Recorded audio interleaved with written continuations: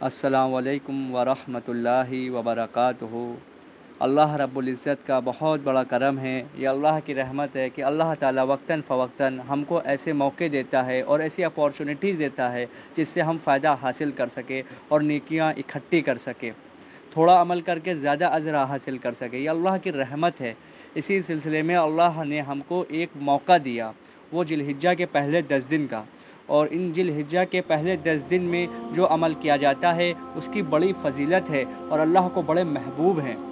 اللہ نے ان کی قرآن میں بھی قسم کھائی، والفجر ولیال عشر، اور اللہ نے ان 10 راتوں کی قسم کھائی، اور جن راتوں کی اللہ قسم کھا رہا ہو تو آپ سوچئے وہ کتنی برکت والی اور کتنی مبارک راتیں ہوں۔ اور روایت میں بھی آتا ہے، صحیح بخاری کی روایت ہے، آپ صلی اللہ علیہ وسلم نے فرمایا، ذی الحجہ کے پہلے 10 دن کے مقابلے میں کوئی بھی ایسے ایام نہیں ہیں جن میں کیا گیا عمل اللہ تعالیٰ کو ان دنوں میں کیے گئے عمل سے زیادہ محبوب ہو۔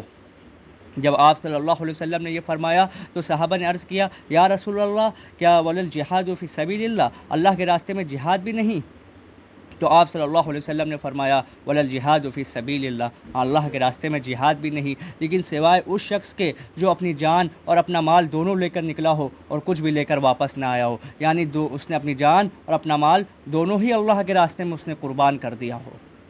اور یہ جو 10 دن ہیں بہت اہم ہیں۔ ان 10 دنوں میں جو بھی عمل کیا جاتا ہے وہ اس کا اجر عام دنوں کے نسبت بہت زیادہ ہے۔ عام دنوں میں جو ہم عمل کرتے ہیں، جو نیک کام کرتے ہیں، اس کا ایک خاص اجر ہے، لیکن وہی عمل اگر ہم ان دنوں میں کریں گے تو اللہ تعالیٰ ان کا اجر ہمیں بہت زیادہ عطا فرماتا ہے۔ جس کی زندگی میں یہ 10 دن آ جائیں اس کو چاہیے کہ وہ کثرت سے ذکر کرے، کیونکہ جو ذکر ان دنوں میں کیا جائے گا عام دنوں میں کیے گئے ذکر سے زیادہ ہے۔ اور ذکر میں بھی اللہ کی بڑائی، اور جیسے تکبیرات کا پڑھنا، اللہ اکبر،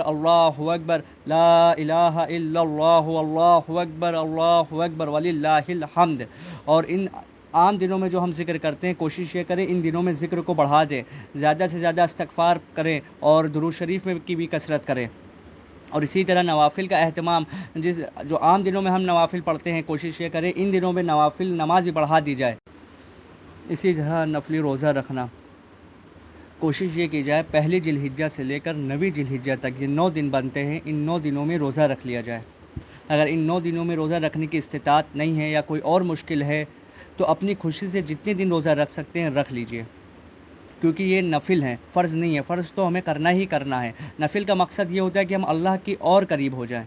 اس لیے جو بھی ہم روزہ رکھیں گے اللہ تعالیٰ ان کا اجر ہمارے نام اعمال میں لکھ دے گا۔ اگر ہم بالکل بھی نہیں رکھ سکتے تو کوشش یہ کریں یہ ایک روزہ ضرور رکھ لیں، وہ ہے 9ویں کا روزہ، کیونکہ اس کے بارے میں روایت میں آتا ہے، صحیح مسلم کی روایت ہے، جب آپ صلی اللہ علیہ وسلم سے اس ایک دن کے روزے کے بارے میں پوچھا گیا تو آپ صلی اللہ علیہ وسلم نے فرمایا اس ایک دن کے روزے کی وجہ سے اللہ تعالیٰ پچھلے 1 سال کے گناہ اور آئندہ آنے والے 1 سال کے گناہوں کو معاف کر دیتا ہے۔ وہ ایک دن کا روزہ ہمارے پچھلے سال کے گناہ اور آئندہ آنے والے سال کے گناہوں کا کفارہ بن جاتا ہے، اور اس سے مراد ہمارے صغیرہ گناہ ہوتے ہیں، اور کبیرہ گناہوں کے لیے تو توبہ لازمی شرط ہے۔ اور یہ بھی بہت بڑی اللہ کی سعادت ہے کہ ہم نے ایک دن روزہ رکھا اور نہ جانے پچھلے ہم نے سال کتنے ہی گناہ کیے تھے جو ہمارے علم میں بھی نہیں، اللہ تعالیٰ نے اس ایک دن کے روزے کی وجہ سے ان گناہوں کو معاف کر دیا۔ اور اس سے بڑھ کر اللہ کی رحمت یہ ہے کہ آنے والا 1 سال جس میں ہمیں پتہ ہی نہیں ہم سے کیا گناہ ہوں گے، اللہ تعالیٰ نے ایڈوانس میں ان گناہوں کو وائپ آؤٹ کر دیا۔ یہ اللہ کی بہت بڑی رحمت ہے، ایک دن ہم نے روزہ رکھا،